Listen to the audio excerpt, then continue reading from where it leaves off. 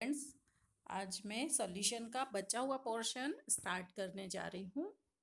इसमें mole fraction के बाद नेक्स्ट टॉपिक है lowering of vapour pressure. Vapour pressure क्या है ये हम पहले से पढ़कर आए हैं, है ना। जब किसी भी लिक्विड को हीट करते हैं तो उसकी वेपर्स बनती हैं और वेपर्स उस लिक्विड सरफेस पर जो प्रेशर अप्लाई करती है उसको हम बोलते हैं वेपर प्रेशर। ओके, अब कोई एक प्योर सॉल्वेंट ले लें और उसमें नॉन वोलेटाइल सॉल्यूट ऐड करें। कंटेनर ए में क्या रखा हुआ है? Pure solvent. और कंटेनर बी में सॉल्यूशन है जिसमें solvent plus non volatile solute है। अब नॉन वोलेटाइल सॉल्यूट क्या होता है? जो खुद वेपर में चेंज नहीं होता। For example, water is a pure solvent और वाटर में अगर हम ऐड कर दें सोडियम क्लोराइड और हीट करें तो वाटर वेपोराइज हो जाएगा और सोडियम क्लोराइड हमको वैसा ही मिल जाएगा। इसका मतलब सोडियम क्लोराइड क्या है? एक नॉन वोलेटाइल सॉल्यूट है।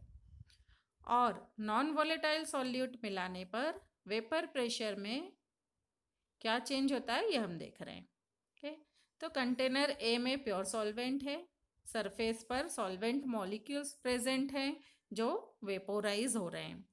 कंटेनर बी में ब्लू जो है वो सॉल्वेंट मॉलिक्यूल को रिप्रेजेंट कर रहे हैं, ग्रीन सॉल्यूट को, नॉन वोलेटाइल सॉल्यूट को। तो कंटेनर बी में वेपर में चेंज होने वाले मॉलिक्यूल्स का नंबर कम हो गया because some surface area is occupied by non volatile solute. इसलिए vapour pressure of solution is always less than the vapour pressure of pure solvent. अगर हम रिप्रेजेंट करें सॉल्यूशन के वेपर प्रेशर को पी ए से तो पी ए हमेशा कम होगा। किससे? P naught A. P naught A है यहाँ पर प्योर सॉल्वेंट का वेपर प्रेशर। और ये जो कमी आई है क्यों आई? Because of the addition of non volatile solute. This decrease in vapour pressure is known as lowering of vapour pressure.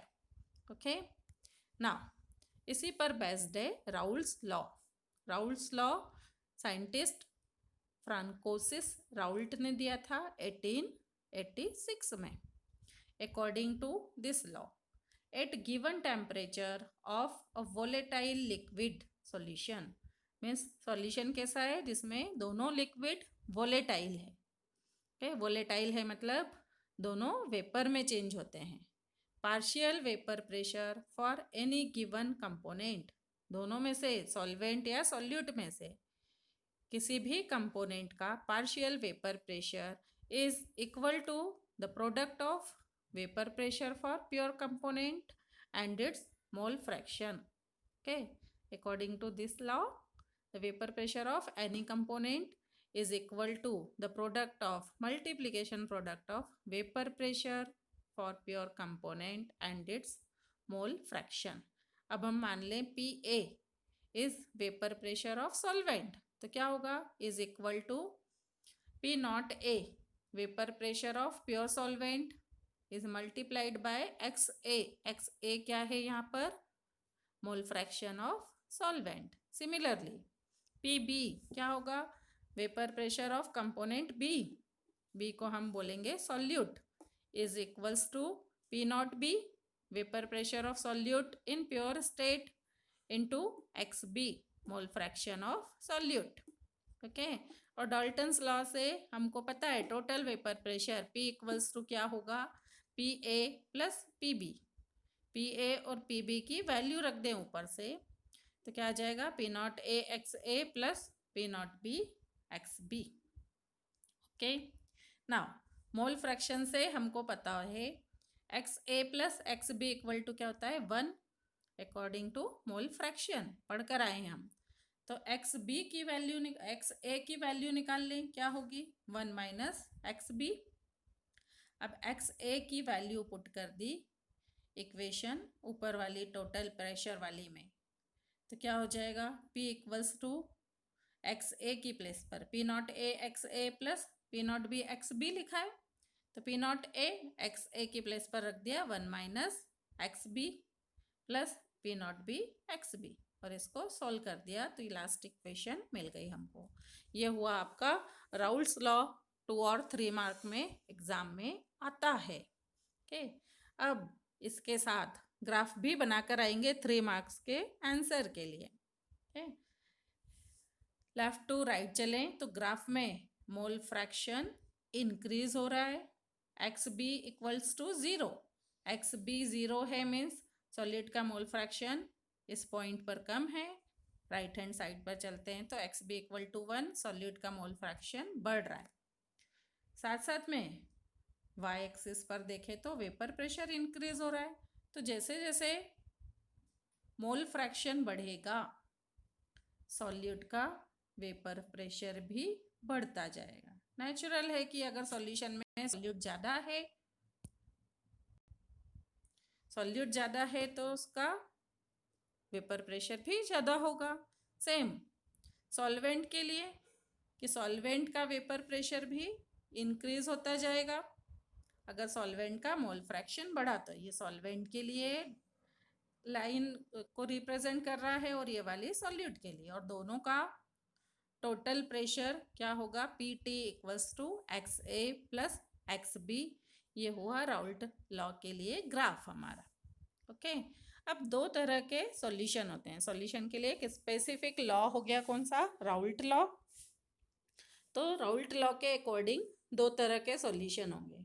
Ideal solution जो राउल्ट लॉ को फॉलो करें, non ideal solution do not obey Raoult law को follow नहीं कर रहे हैं। अब ideal solution, Raoult law की कंडीशन क्या है, P A is equals to P naught A x A, तो आइडियल सॉल्यूशन है। तो पी ए और पी बी राउल्ट लॉ के इक्वल होंगे। For non ideal solution P A और P B are not equal to Raoult law और not equal to P naught A x A P naught B x B. ये first difference हुआ किसमें, ideal non ideal solution में। Definition आती है तो तीनों पॉइंट्स एक साथ लिख देंगे। फिर there is change in enthalpy. Enthalpy हमने लास्ट ईयर पढ़ा है, temperature change at constant pressure. There is change in enthalpy that take place during the formation of solution. जब आइडियल सॉल्यूशन बनेगा तो एंथैल्पी में चेंज होगा, is del H mixing is equals to 0, मतलब कोई चेंज नहीं होगा। There is no change in enthalpy takes place during the formation of non ideal solution. उल्टा आ गया है।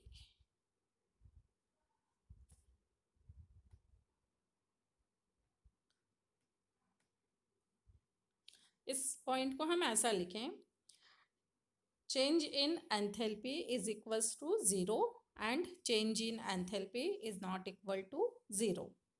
For ideal solution, change in enthalpy is 0. For non-ideal solution, change in enthalpy is not equal to 0.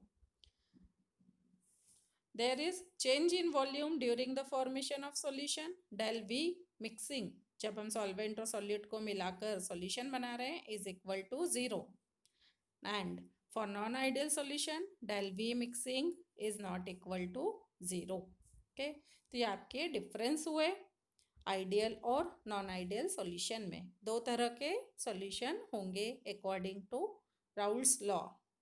अब हम आते हैं कि non ideal solution जो Raoult law को फॉलो नहीं कर रहे, जिसमें कंपोनेंट का वेपर प्रेशर राउल्ट लॉ के इक्वल नहीं है। अब इक्वल नहीं है तो या तो राउल्ट्स लॉ से ज़्यादा होगा या फिर कम होगा। तो नॉन आइडियल सॉल्यूशन को फर्दर डिवाइड किया है 2 ग्रुप में, solutions showing positive deviation and solutions showing negative deviation from Raoult's law. Positive deviation वाले सॉल्यूशन देखें, vapour pressure of solution and partial pressure of the components are more than those expected by Raoult's law. Positive deviation show कर रहे हैं तो Raoult's law से जैसा हम सोचें उसके कंपैरिजन में पार्शियल प्रेशर ज़्यादा होगा। देन वेपर प्रेशर यहाँ पर क्या होगा, लेस देन, नेगेटिव डेविएशन है means less than those expected by Raoult's law. Okay. Del H mixing is not equal to zero. Zero नहीं होगी, जीरो से ज़्यादा होगी तो पॉजिटिव डेविएशन शो करेगा, और जीरो से कम होगी चेंज इन एंथैल्पी तो नेगेटिव डेविएशन शो करेंगे. Then del V mixing, change in volume during the formation of solution is positive, and for negative deviation it is negative. Fourth point, forms minimum boiling azeotrope. इसके next class में मैं आपको बताऊंगी azeotropes क्या होते हैं. Positive deviation ऐसे mixtures बनाते हैं जिनका बॉइलिंग पॉइंट कम होता है.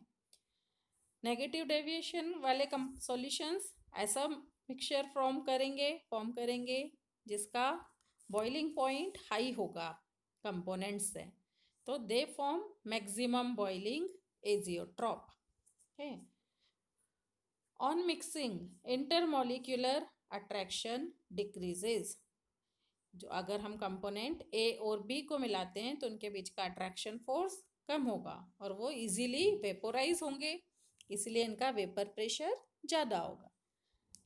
On mixing intermolecular attraction increases. अगर हम दो कंपोनेंट को मिलाते हैं तो उनके बीच में इंटरमॉलिक्यूलर अट्रैक्शन फोर्स बढ़ेगा. फॉर एग्जाम्पल, अगर एसीटोन और क्लोरोफॉर्म को मिक्स करते हैं तो इनके बीच में एक नया attraction force hydrogen bond create हो जाता है, और यहाँ पर एसीटोन और कार्बन डाइसल्फाइड में अट्रैक्शन फोर्स कम हो जाएगा. तो ये आपका डिफरेंस हुआ नॉन आइडियल सॉल्यूशन के दो डिफरेंट टाइप्स में. मोस्ट इंपॉर्टेंट क्वेश्चंस में आते हैं Raoult's law, ideal non ideal solution and difference between positive negative deviation. Okay, thank you.